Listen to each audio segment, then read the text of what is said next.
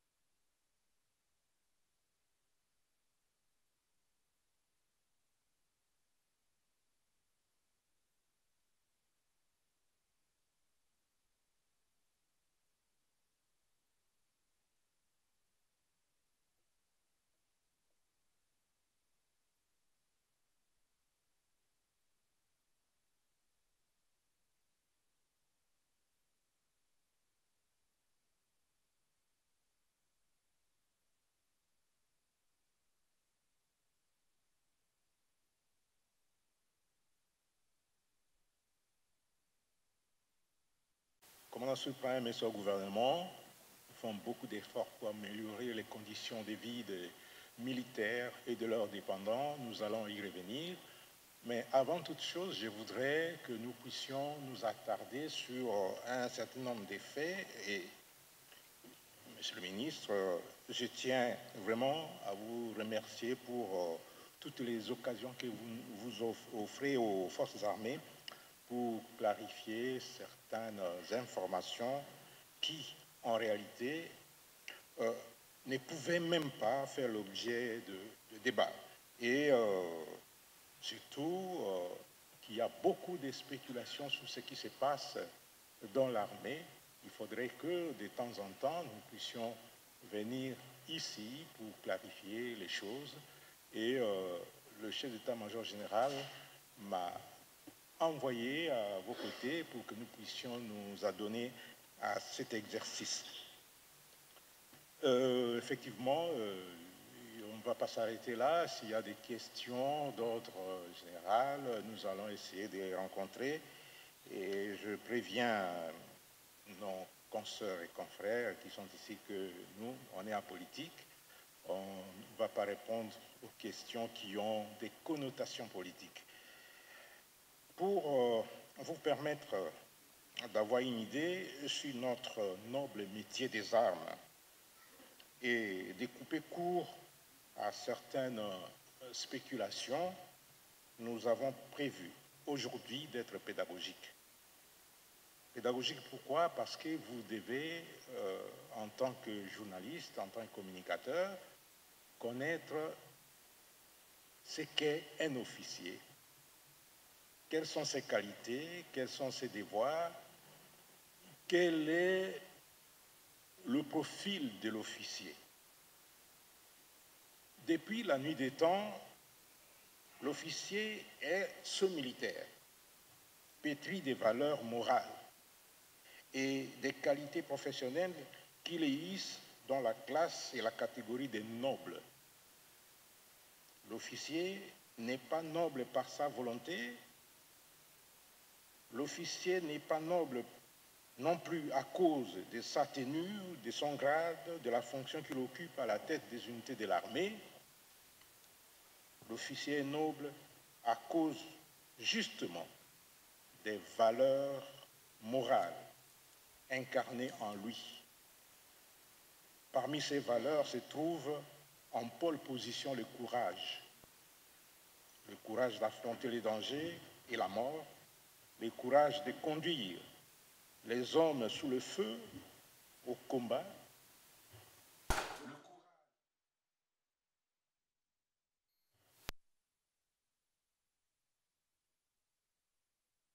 guerrier appelle le chemin étroit qui mène à la victoire.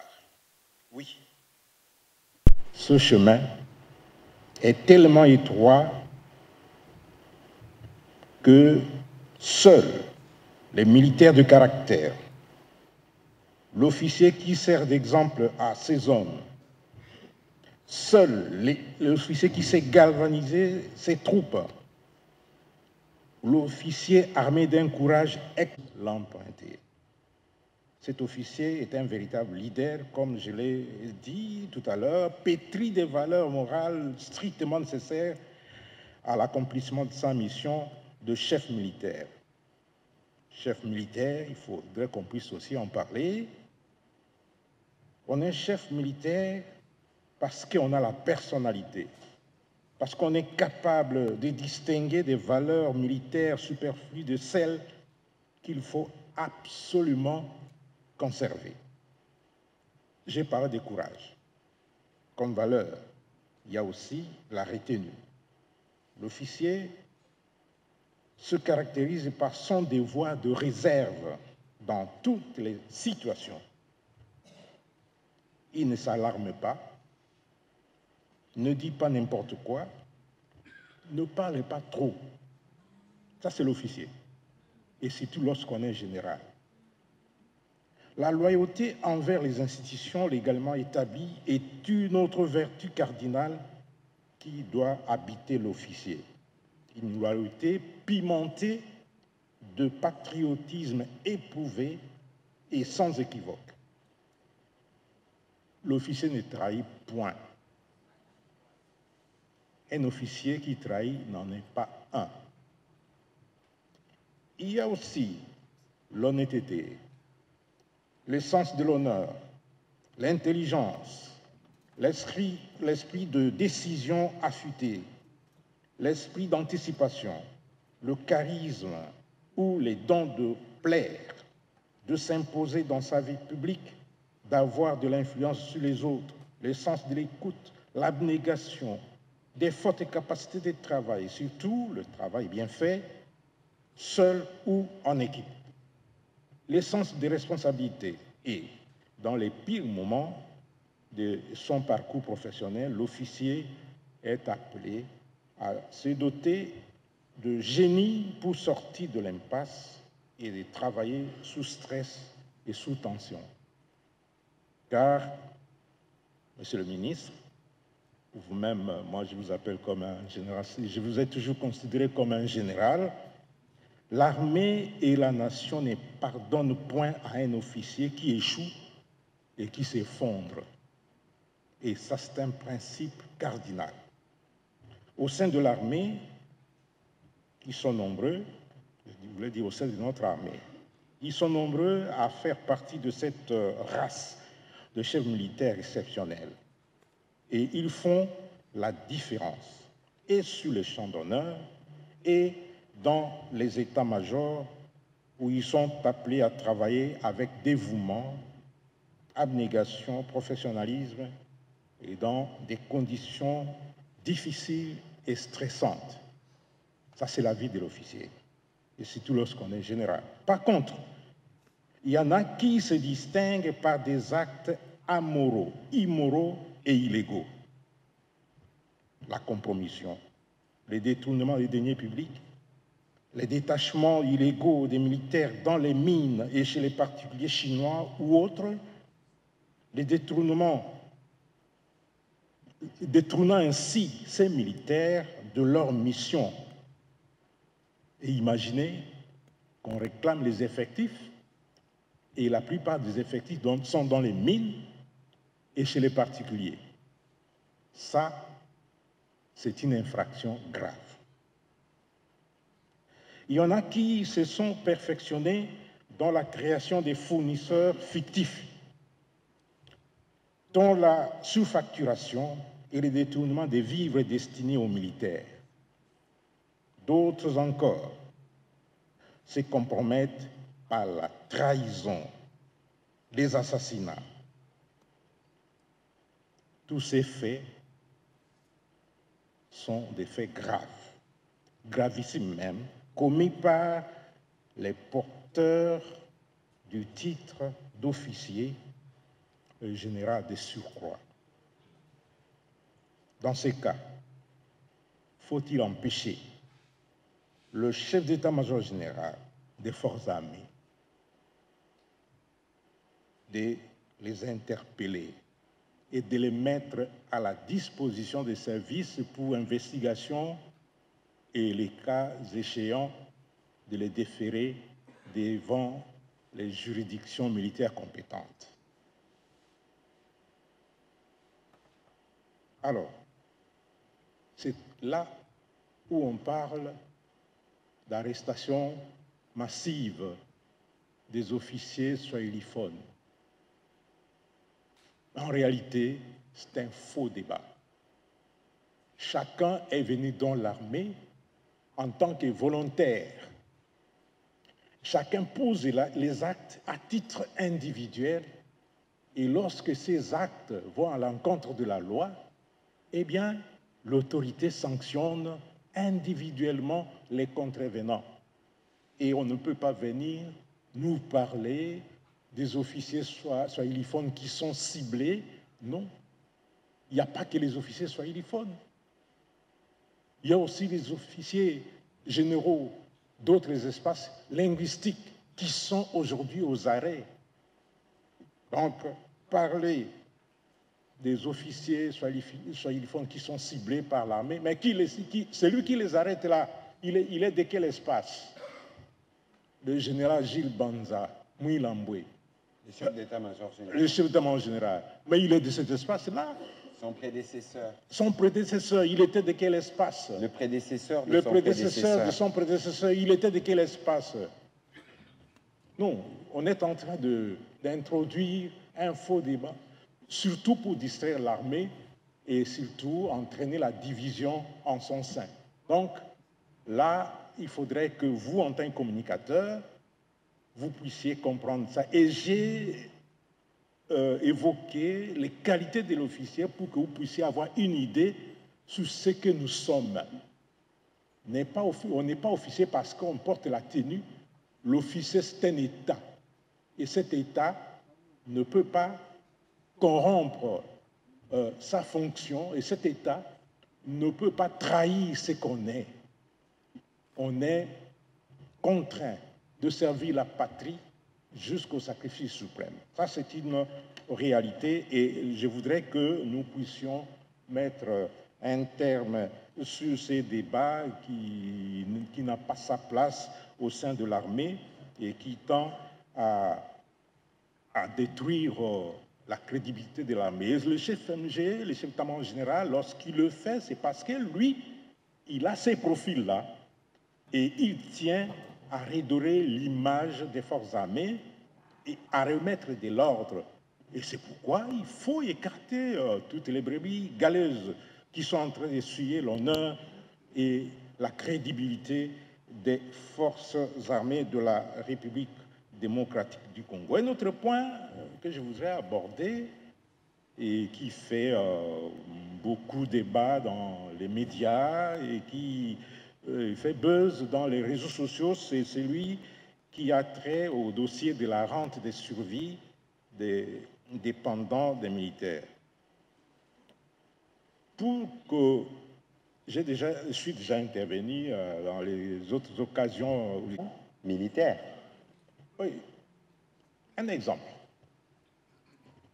Le soldat X vient de terminer la formation. Les gens qui ont été recrutés dernièrement, ils ont terminé leur formation. La loi dit qu'ils doivent s'engager pour 7 ans d'exercice. 7 ans, les soldats. Et pendant ces 7 années, avant de renouveler son engagement, son contrat, il doit rester célibataire sans enfant. Il doit rester célibataire sans enfant. Mais lorsqu'il est aux opérations, et il se marie, ce mariage est illégitime dans les yeux de l'armée, puisque l'armée ne prendra jamais en compte ce mariage-là, même les enfants qui sont nés de ce mariage. Pourquoi? Parce que la loi dit que le soldat doit rester célibataire jusqu'à l'accomplissement de ces 7 premières années. Et oui. Vous avez promis d'être pédagogique. Voilà. Quand vous dites soldat, ça veut dire c'est lié à l'âge, c'est lié au jour où il commence dans l'armée. Il faut nous expliquer parce que... Si je parle des soldats des rangs. Soldats de rang. Des soldats des rangs. Ça veut dire c'est lui qui sort de la formation. De la formation, il est deuxième classe, ou il est première classe, caporal, disons oui, caporal. Tout ça, ce sont des soldats des rangs. Il y a des principes qu'on doit respecter. Pour les officiers, c'est la même chose. Je vais donner un exemple. Un officier qui va au front, l'officier, on ne peut pas trouver un général célibataire quand même. Il n'y en a pas. Le général célibataire, les dames, vous qui me suivez, si un général vous dit qu'il est célibataire, c'est qu'il veut abuser de vous. Il veut abuser de vous. Un général célibataire n'existe pas. Et lorsque le général se déplace aux opérations, un colonel se déplace aux opérations, le lieutenant, tout ça, il a son épouse quelque part enregistrée dans la base des données de l'armée, la base des données administratives. Mais lorsqu'il part, il trouve une femme quelque part. Je pars par exemple de l'Équateur à l'Équateur, là où il est en opération, ou à Beni, là où il est en opération, et la femme va croire que c'est son mari. Mais le jour où le contrôle vient, on vous demande d'apposer les doigts dans les dispositifs, c'est il n'y a rien, il n'y a aucune information qui sort parce que... Et puis lorsqu'on contrôle, on met le numéro matricule du militaire, on voit la photo et les informations de son épouse légitime. Et dans ces cas, que devient cette épouse-là, les Yakatofanda, que les militaires attrapent partout à travers leur campagne? Ça, c'est ça le grand problème. Mais le problème n'est pas là. Le problème, c'est que si les militaires se marient, alors il faudrait que ce mariage soit légal et légalisé. Et si le mariage n'est pas légalisé, il y a un problème, puisque l'épouse du militaire doit être enregistrée dans la base des données. J'ai quelques dames qui sont sorties de Toumbangaj, qui sont chez moi, qui sont venues avec des bébés. Je leur ai dit, mais comment ces bébés seront-ils pris en charge, même au niveau médical? Je suis obligé d'intercéder auprès du commandant du corps de santé militaire pour qu'on demande, pour solliciter la prise en charge de ces enfants-là, Excellence. Bon, voilà. Je ne sais pas si vous avez encore quelques commentaires à faire, mais sinon, nous allons procéder. Oui, par rappeler quelques dispositions légales sur ce que je viens de dire ici. Les dispositions du statut du militaire des forces armées de la République démocratique du Congo. J'ai promis être pédagogique aujourd'hui. Eh bien, je vais parler de la loi numéro 13/005 du 15 janvier 2013 portant statut des militaires des forces armées de la République démocratique du Congo.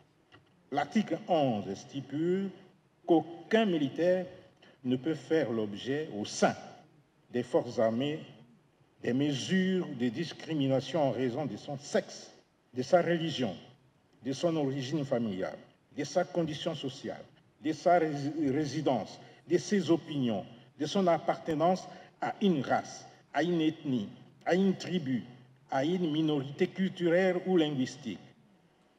C'est pourquoi nous disons que la question des généraux swahiliphones arrêtés est un faux débat. Ce qu'on fait, c'est appliquer la loi. Lorsque quelqu'un est en contradiction avec la loi, eh bien, nous, on est militaires. La discipline veut qu'on puisse être rigoureux en matière du respect des principes, des consignes et des lois. L'article 12, le militaire jouit de tous ses droits et libertés reconnus aux citoyens. Toutefois, l'exercice de certains d'entre eux est soit interdit, soit restreint dans les conditions fixées par le statut. Et le statut fixe plusieurs conditions. Article 16. Le militaire doit, en tout temps et en tout lieu, respecter les institutions de la République, s'abstenir de toute activité contraire à la Constitution et aux lois de la République. Il doit veiller à la sauvegarde des intérêts de la nation, éviter de compromettre l'honneur et la dignité de son État et de sa profession. Il doit servir le pays avec conscience et courage jusqu'au sacrifice suprême. Mais quand vous allez à l'encontre de cette disposition, le chef d'état-major général et la justice militaire vous attrapent. 207, article 207, le conjoint survivant de l'officier ou dit sous-officier décédé a droit à une rente de survie si celui-ci est décédé en activité de service ou titulaire d'une pension de retraite ou d'invalidité. Le conjoint survivant n'a pas droit à une rente de survie lorsqu'il y a eu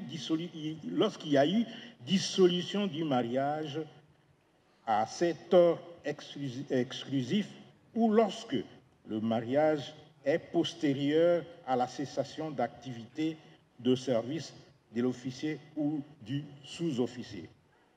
Il perd également le droit à la rente de survie en cas de remariage. Le droit à la rente de survie est acquis sans condition d'ancienneté et de service. Une femme qui se remarie n'a plus le droit d'avoir des rentes de survie. Article 209. La rente de survie de l'orphelin équivaut à 6% du traitement annuel du militaire par enfant ou à 10% de la pension de l'officier ou du sous-officier décédé après la pension. L'orphelin perd tout droit à la rente lorsqu'il atteint l'âge de 18 ans et exerce une activité rémunérée. Pour l'orphelin engagé dans les études, l'âge limite est de 25 ans. Pour l'enfant frappé d'un handicap ou qui se trouve en raison de son état physique ou mental dans l'impossibilité de pourvoir à sa propre subsistance, la rente de survie est accordée jusqu'à sa mort. Et vous allez voir qu'il y a même des gens qui réclament, qui se disent qu'ils sont orphelins à 40 ans. Article 223. La durée du service actif pour le militaire de rang est de 7 ans renouvelable une fois, 3 mois avant l'expiration du terme. Pendant les 7 ans, le militaire n'a pas droit au mariage et à avoir une progéniture. En cas de violation de cette dernière disposition et en cas de décès du soldat engagé qui n'a pas encore terminé son terme, son épouse est déclarée illégitime et non éligible à la rente de survie. Il en est de même des orphelins potentiels, sed lex, dura lex, dit-on. Excellences, chers consoeurs et confrères, j'ai tenu à rappeler ces quelques dispositions éthiques et légales en vigueur au sein de notre armée pour amener l'opinion à avoir une idée sur ce qu'est le militaire et le fonctionnement de notre outil de défense. Les principes sont clairs, précis et stricts et de stricte application. Le moindre dérapage entraîne l'indiscipline et amène le contrevenant à subir la rigueur de la loi. Ne dit-on pas avec raison que la discipline est la mère des armées?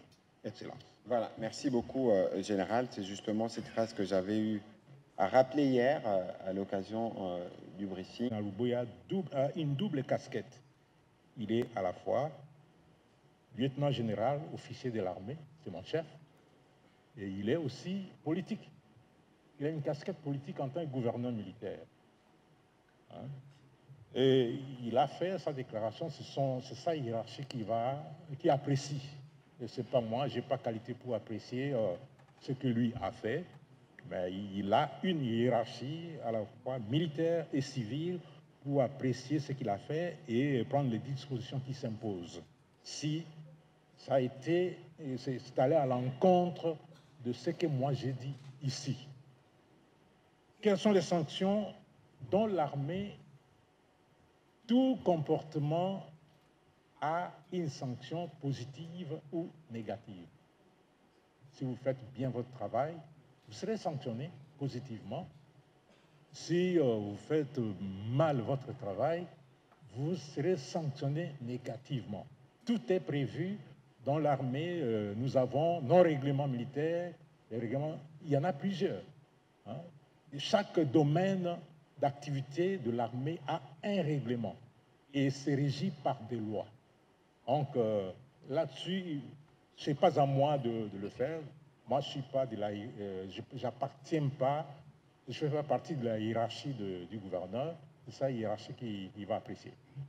Général, il y avait une question de John Canyon tout à l'heure qui revenait justement sur les cas des officiers qui ont été arrêtés. Nous sommes en guerre.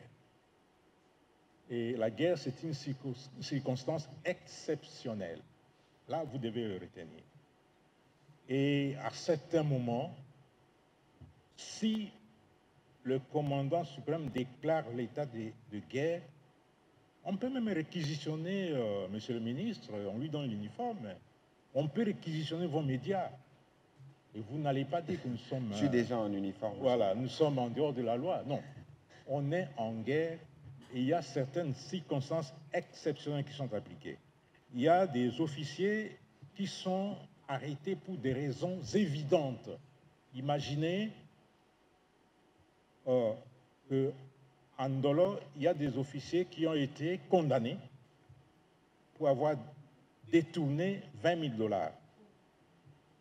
Là, c'est une réalité. Je connais un ami général qui a été condamné parce qu'il a autorisé le déplacement d'un véhicule de l'armée pour des fins autres que celles de l'armée, et ce véhicule a connu un accident et lui, il a été emprisonné. Il a été condamné. Et imaginez quelqu'un qui détourne 200 000 $. Imaginez quelqu'un qui détourne 1 million de $. Et les gens disent que parce qu'on les arrête parce que ce sont des soiliphones. On les garde longtemps en prison. Non, non. La procédure, nous sommes en guerre, la procédure en temps de guerre, elle est telle que ça doit être de cette manière-là. On approfondit tout. On a tous les éléments avant d'envoyer quelqu'un, de le déférer à la justice militaire. Les gens disent, on parlait des officiers swahiliphones, mais il n'y a pas que les officiers swahiliphones, il y a même les officiers d'autres, je l'ai dit, d'autres espaces linguistiques. Mais chacun a été arrêté pour une infraction posée individuellement. Donc ça, c'est une réalité. Et rassurez-vous que le temps qu'on fait là-bas, on ne va pas passer une éternité. Dès que le service termine les investigations, il boucle les dossiers et les dossiers seront transmis obligatoirement à la justice militaire pour la suite. Mais ce qu'il faut retenir aussi ici, c'est que l'armée, comme tous les corps, est réglementé. Et qu'il va de soi que chaque fois, ce n'est pas pour rien qu'il y a des sanctions ou des mesures disciplinaires qui sont prévues, y compris dans les rédactions. Et donc, il ne faudrait pas considérer que chaque fois qu'il y a eu une interpellation d'un militaire, que cela est forcément lié à une question tribalo-ethnique, dans un contexte où le président de la République a fait de la montée en puissance de nos forces armées le premier objectif de son action.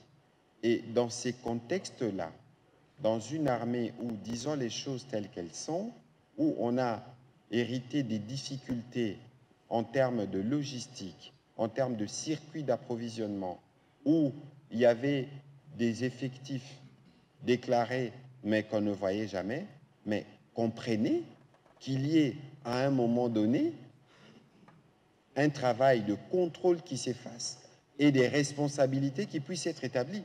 Comment vous voulez nous demander de nous assurer que nous faisons la montée en puissance de l'armée, que nous la rendons plus forte, mais comment voulez-vous nous reprocher en ce moment-là, lorsqu'on remarque que tel acte qui a été posé n'a pas été posé dans les règles de l'art, qu'on interpelle?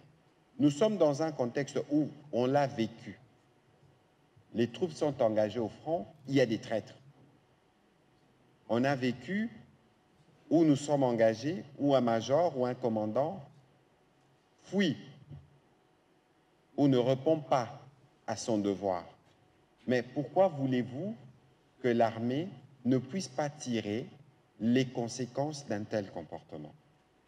Bon, il faut que, quelque part, que nous tous nous sachions que nous, comme gouvernement, en l'occurrence l'armée comme corps, est en droit de s'organiser à tout moment, que chaque fois qu'il y a des brebis galeuses, que chaque fois que les règles ne sont pas respectées, on en tire les conséquences. Pour autant qu'on donne les moyens de défense à tous ceux qui sont interpellés pour que cela puisse se faire de la manière dont la justice, que la justice recommande plutôt. Donc il faut que cela soit bien clair, ça éviterait d'avoir de suspicions inutiles dans un contexte où il y a trop d'attention qui sont accordées à l'armée par rapport à la situation que nous avons et que parallèlement, beaucoup des moyens sont engagés. Nous devons nous assurer que ces moyens parviennent aux troupes et ceux qui, dans leur gesticulation ou dans leur action, ne font pas parvenir les moyens destinés aux troupes, ne nous empêchez pas de tirer les conséquences. Et surtout qu'il y en a qui sont interpellés et relaxés.